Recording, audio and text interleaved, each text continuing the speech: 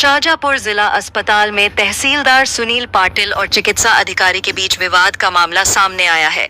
तहसीलदार सुनील पाटिल पर आरोप है कि उन्होंने चिकित्सा अधिकारी के साथ दुर्व्यवहार किया, गाली गलौज की और सिविल सर्जन को थप्पड़ मारने की धमकी दी।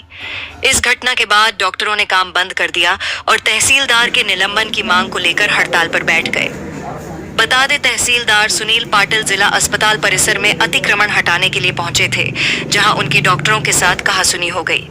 विवाद इतना बढ़ गया कि दोनों के बीच झूमा झटकी और तू तड़ाक की नौबत आ गई। तहसीलदार ने आरएमओ डॉक्टर गोविंद पाटीदार का मोबाइल छीनने का प्रयास किया। अब डॉक्टरों ने तहसीलदार के निलंबन की मांग को लेकर काम बंद कर दिया है और कोतवाली थाने पर धरने पर बैठे हैं। डॉक्टरों का आरोप है कि तहसीलदार ने उनके वरिष्ठ अधिकारी को अपमानित किया और उन्हें धमकी दी। वहीं राजस्व विभाग के कर्मचारी तहसीलदार के समर्थन में उतर आए हैं और तहसील कार्यालय में धरने पर बैठे हैं। उनका कहना है कि तहसीलदार ने अतिक्रमण हटाने की कार्रवाई के तहत पहुंचे थे और डॉक्टरों ने जानबूझकर विवाद किया। एसडीएम मनीषा वास्कले ने अस्पताल पहुंचकर डॉक्टरों से बातचीत की और मामले को शांत करने का प्रयास किया।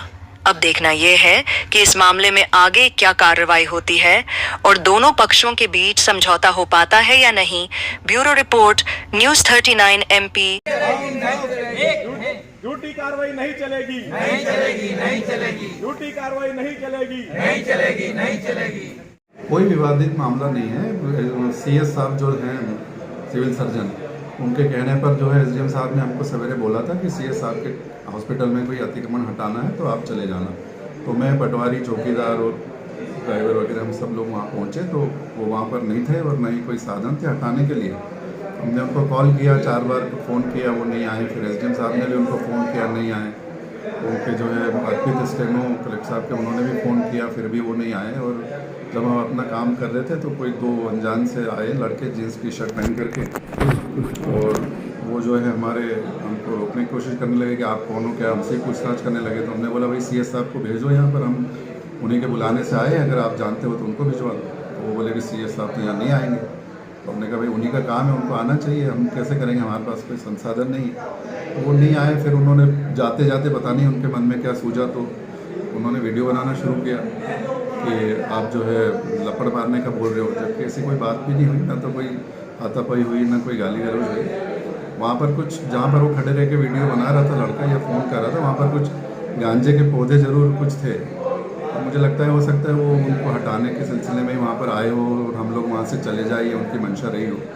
और फिर वो हम वहाँ से हट करके जब सीएस साहब आए वहाँ से करीब 100 मीटर दूर, जब उनसे बात कर रहे थे तो उन्होंने भी फिर बोला कि हमारे पास कोई जेसीबी और आदमी नहीं है आज। तो फिर हम वहाँ से वापस आ गए, कार्रवाई पूरी भी नहीं हुई। सर मरीज, मुझे कोई जानकारी नहीं है उन लोगों ने क्या सर किया। मरीजों को उपचार नहीं मिलेगा तो उसको लेके क्या कहें?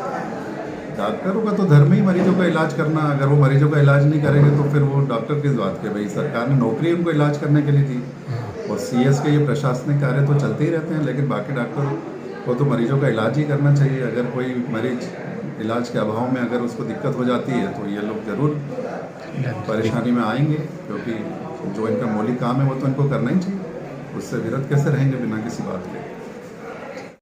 हाँ, आज सुबह सुनील पाटिल तहसीलदार जो है वो सुबह अतिक्रमण को लेकर जिला अस्पताल आए थे, और सिविल सर्जन का मेरे पास फ़ोन आया कि वो आए तो, और डिप्टी कलेक्टर सर का फ़ोन भी आया था, राजकुमार हल्दर जी का।